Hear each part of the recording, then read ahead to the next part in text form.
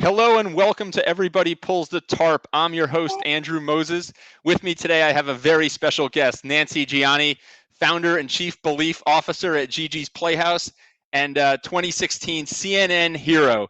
Nancy, welcome to the show. Thank you, Andrew. Thank you for having me. This is awesome. This is Well, great. it's great to have you on the show, and I am so inspired by your story, the work you do at GiGi's Playhouse, some of the things that you guys have accomplished in the last few months alone. But why don't we start at the beginning? Let's just go back to why you founded GiGi's Playhouse and share with my audience what GiGi's Playhouse is. Yeah. So GiGi's Playhouses are Down Syndrome Achievement Centers. And I started the first one 17 years ago now, when my daughter Gigi was born with Down syndrome. So we offer free therapeutic and educational programs for individuals with Down syndrome, their families, and the community. And we do it and we celebrate our diagnosis. We everything we do is based on fun. It's all purposeful and progressive, always moving people on, but it's really based on fun and learning and teaching the world about acceptance. I mean, our mission is to change the way the world sees Down syndrome and send a global message of acceptance for all.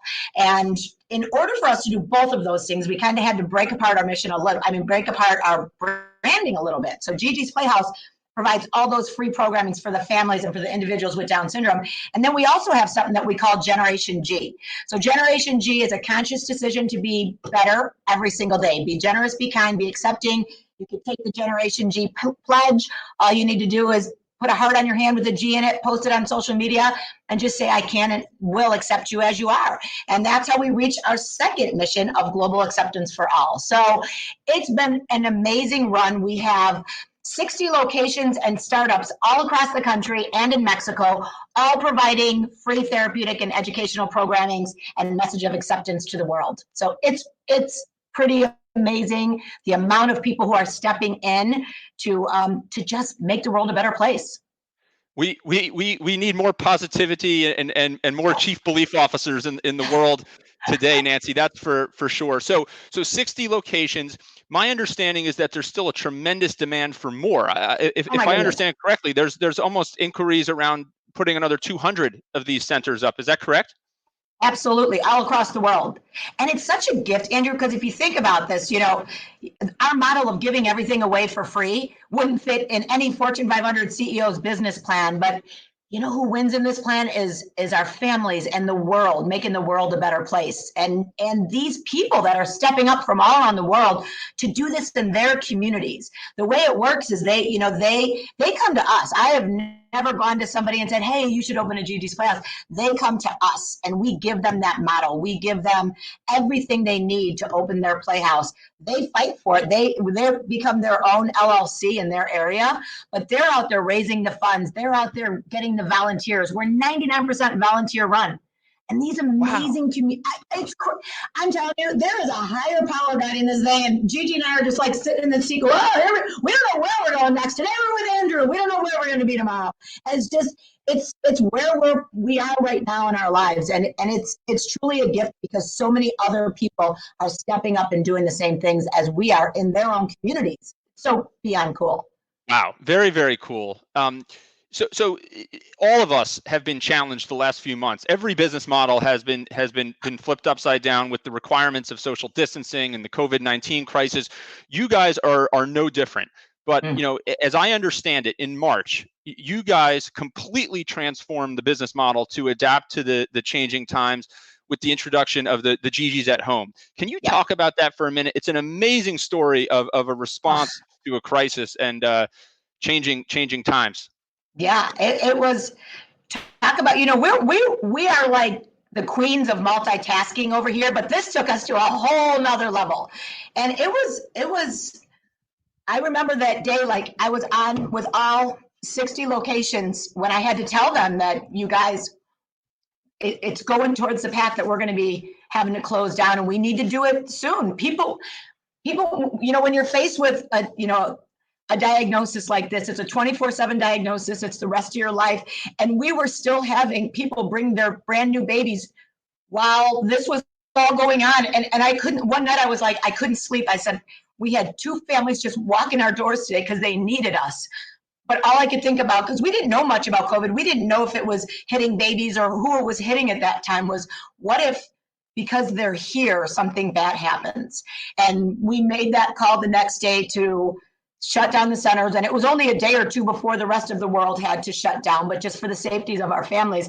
And I remember getting on with all 60 of our locations and startups and telling them, for the safety of our families, we have to do this, but we're going to get through this, and we're going to mobilize. We will figure out how to do this virtually. We literally that day had to cancel 4,400 free therapeutic and educational hours a week that we were giving to families. So 4,400 hours that these families were depending on that. And that weighed heavy on us. And it took us less than 10 days to set up a complete virtual platform that was safe, that had both live and on-demand programming, that had up-to-date information on Down syndrome and COVID and how it's affecting our kids. And we were up and running within those 10 days. The first day that we just launched a live program, we let our families know we're out there. It was a GG Fit kids. So GG Fit is a program designed specifically for individuals with Down syndrome. It addresses their low muscle tone, their joint laxity, and their vestibular system.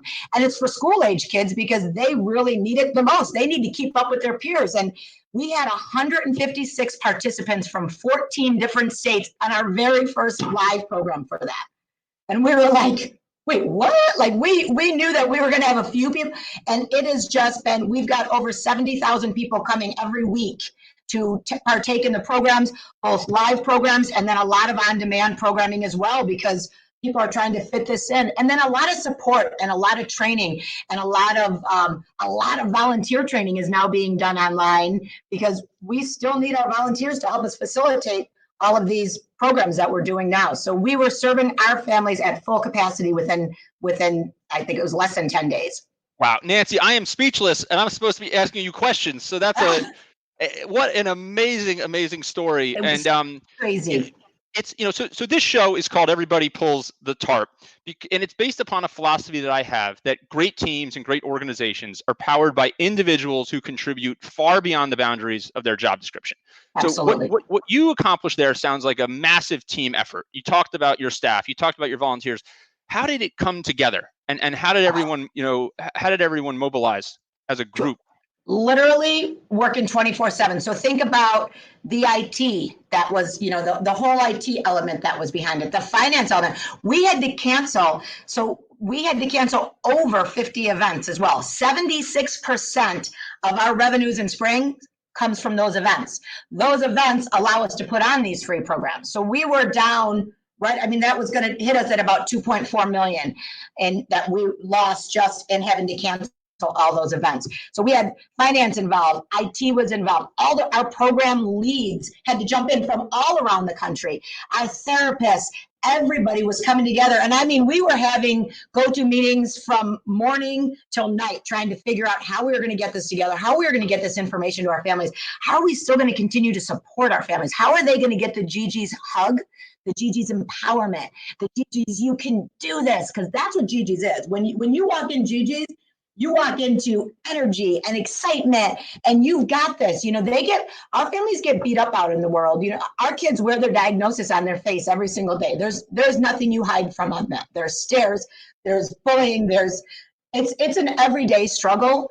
And this is where they walk into pure acceptance every single day. They walk in, and this is where they go, you kind of walk in like, oh my gosh, and then you walk out like, okay, I got this.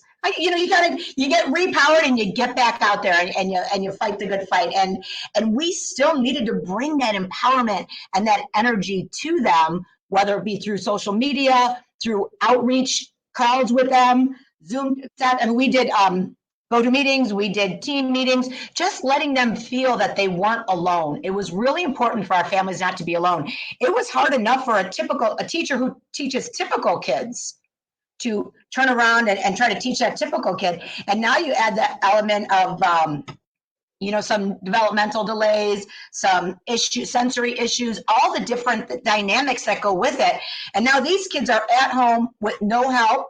Mom's working too, trying to help them do what they're doing. They were put, like just everybody else in the world, they were put into this into this crazy world, and we just did everything we could to try and help them in that place, because it's a 24/7 diagnosis, and these families were left alone. And I'm so proud of each and every one of them too, because they didn't have to sign up for that program. They could have just laid down and said, they were on there giving their kids all the tools they needed to succeed. So our staff, our teams, our families, everybody stepped up. I was so proud of them. We didn't wait for someone to come in and fix it or bail us out. We said, what do we do in this moment? And every single one of us, I mean, our finance people were running, we're on the back end of a go-to meeting going, I've never done anything with speech therapy before, but they were the admin. So they didn't, they weren't teaching it, but they had to be the admin behind it. They had to be the security behind it. We couldn't let anybody get in, and get into where our kids needed to be safe. So it was all hands on deck. And it's always been like that at GiGi's. Like, there isn't a toilet I haven't cleaned there, at whatever location I'm at, that's how we roll here. Whatever our families need, whatever our teams need, we make it happen. Do you think that that mentality and that attitude that you have, does that cascade down through the entire organization and set the tone? 100%. I would never ask anybody to do anything that I'm not willing to do myself. And I lead by example. If something needs to get done, I am going to jump in and we're going to get it done, and I'm going to help them get it done. And they do it. What I love about it is, we challenge our individuals with Down syndrome every day to, we call it to give your best of all. Do a little better every single day than you did the day before, and celebrate it. So do one more push-up, read one more word, stretch yourself a little bit. We can't teach that philosophy if we are not owning that ourselves. So it's a challenge. I mean, not everybody wants to be better every day. We've had employees before, and we have strong sense of core values. And honestly, we hire and fire by those core values. If you don't have them, you're not going to fit in, because we're crazy here. We get things done. And if you're not of that mindset, it's not going to work.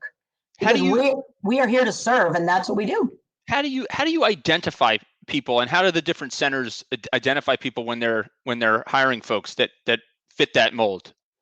Well, I mean, our core values, we were taught to scare people away in the interview process with our core values. Say, no, like when you see these, we live them, like legit live them. When we say get it done and break down barriers, you have to get it done and break down barriers. That's what we're going to do. When it says enthusiasm, you need to be enthusiastic. When it says believe in yourself, believe in others, and believe in miracles, believe anything can happen. Because how is this working? I mean, Andrew, think about that. How are we doing this 16 years later, still all for free, 4,400 hours a week? That's 250,000 hours a year of free therapeutic and educational programs, 99% volunteer run. Like, you have to believe that you can do something. And I truly believe in self-fulfilled prophecy. And I tell my team this all the time. I say things and they go, oh no, here she goes. But I believe in putting it out there and making it happen. I just feel like that if you put it out there, anything is possible. And you know what, don't ever, self-fulfilled prophecy works both ways. It works when you say, you know what, I'm going to do this. And it also works when you say that's not going to work. You will that bad energy on yourself. And we don't let our families do that when they come in. And, some of our programming, the children need to sit in a certain spot. Oh, my kid's not going to sit. Well, of course they're not going to, because you just told them they didn't have to. And you just told them that, you don't say my kid won't or I won't.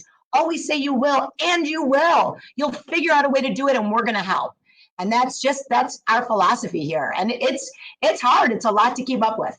What a philosophy that everyone should live by, for sure, Nancy. In terms of adversity, is when you think back on this journey, right? Is there one moment that stands out to you as, hey, we're not gonna make it through this, or this is a hurdle that's just too big, or has that, and obviously you've always willed through, but is there something that stands out amongst other challenges that you faced? Yeah, and it's discrimination. It's the number one thing. I've been able to put the programs out there. We've been able to give the kids all the tools they need to succeed in life and get them ready for the world. But the world has shown us they're not ready for us.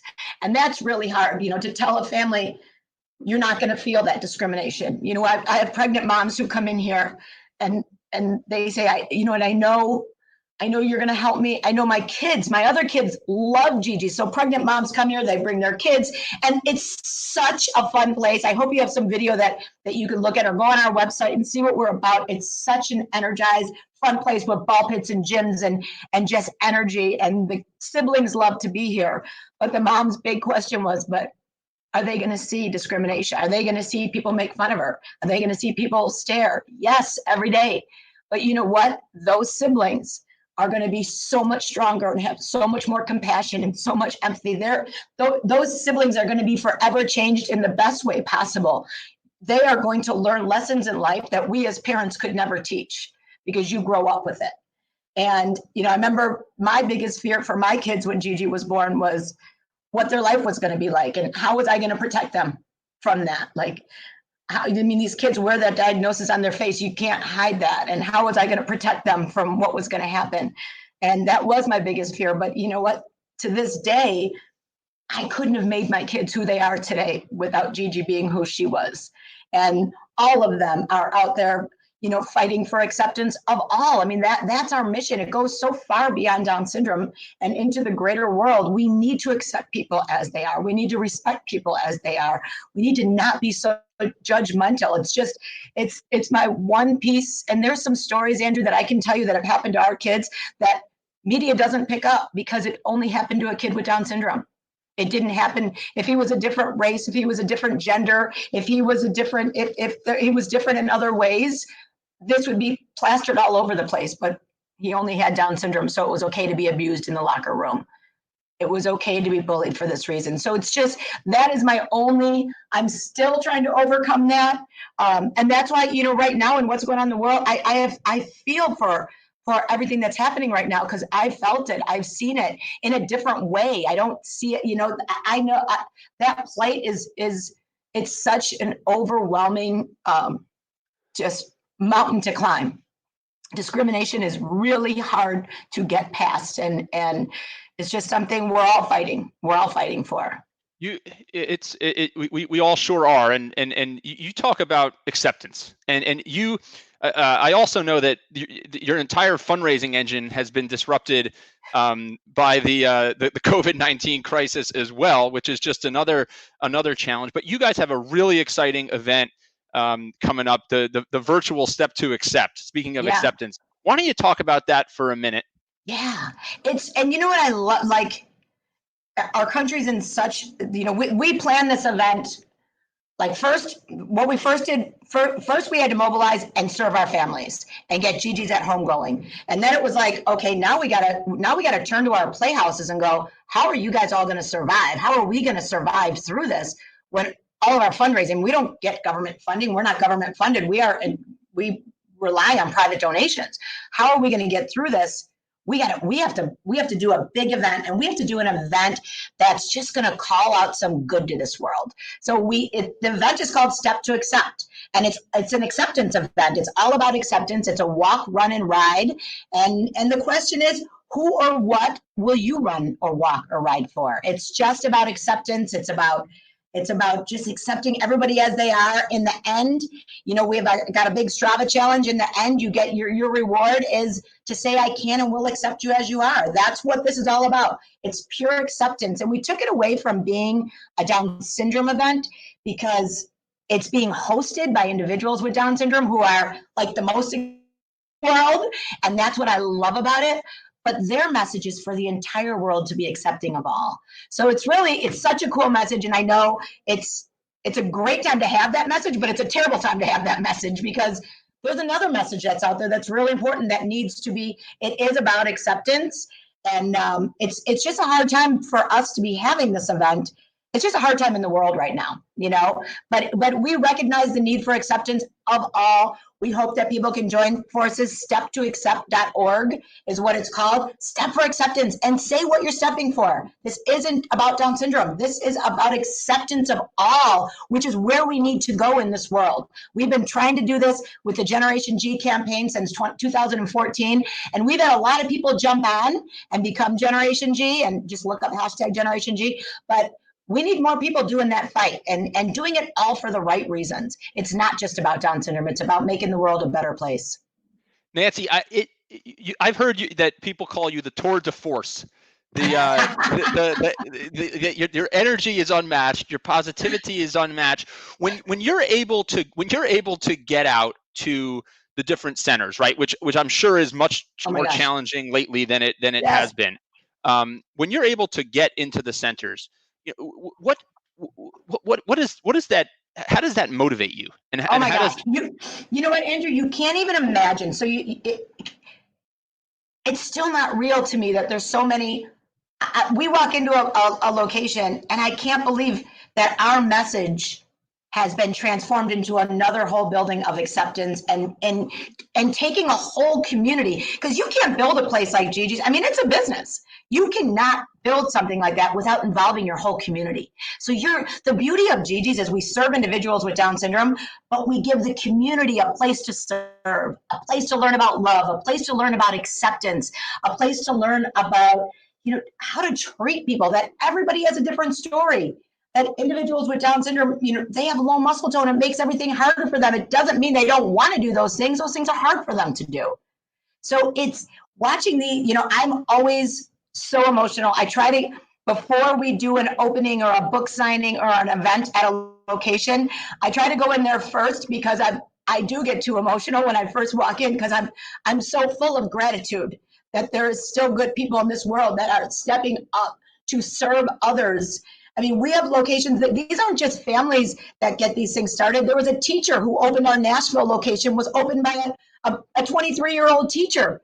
We have grandparents, we have business people who open, it's just about people wanting to make the world better. And it's overwhelming. Every location I go into, every startup I meet with, these are like the most amazing people in the world, because there is no agenda. This is just about making the world better and doing it through actions, through service, through getting in and working directly with these people, meeting all these amazing volunteers. And we call it the ripple effect. People come in here to volunteer because they want to help individuals with Down syndrome, and they walk out of here saying, oh my God, they've changed my life. I am better. And then the ripple effect goes out into the world. And we need that ripple effect out into the world, the people spreading love and acceptance. And that's what happens after you walk into GiGi's, whether you're just someone off the street stopping in to see what a GiGi's place is all about. You are going to change. Your children are going to change. Our outside walls are decorated. It's done that way so you can see the celebration of life, because every life deserves to be celebrated and respected. Nancy, it has been an absolute thrill and joy to have you on this show. The world needs more leaders like you, more chief belief officers. Why don't you give the audience one more plug for the Step to Accept? Where can they find more information and donate? Yeah. Step2accept.org. That's it. Jump on step2accept.org. We also have a fitness challenge on Strava. It's a 1-hour fitness challenge on June 6th, coming up on Saturday. So just run out, do something healthy for yourself on Saturday, and let those steps count, because our goal with Step to Accept is for acceptance across the world. It takes 7 million steps to walk across the world, and I'm hoping we get 50 million steps. I mean, 7 million steps to walk across the U.S. I want 50 million steps to walk across the world. I think that that's the message we need to have, holding hands together, stepping together virtually on a run, walk, a bike, whatever it is. Just get your family together and say, we're going to step, because this world needs to be better. We need acceptance in this world. And say, I can and will accept you as you are, to every brother or sister you meet on the streets, every person you meet out there. When you're on that walk, accept people. I know it's going to be hard. You can't give a high five. You can't say, we can't gather in a group. But you know what? Your voice will be heard if you step to accept, and we make it across the world with those 50 million steps. Nancy, again, what a thrill to have you on the show. Nancy Gianni, founder and chief belief officer of GiGi's Playhouse, CNN Hero 2016. You are just getting started, Nancy. That's my feeling. Here we go. And we are all rooting for you. What an amazing much. story. Thank you for everything that you, your entire leadership team, all your volunteers and staff do to make this thing go on a daily basis. We're rooting for you. Thank you so much. They're amazing. No one person could do this. This is our world, Andrew. That's what I love about it. This is our world coming together for the greater good, and they continue to do it, and it's not easy, but we got this. We're going to help them, and we're going to make the world a better place. You got this. Thank you, Nancy. Great having you on the show. Okay, thanks.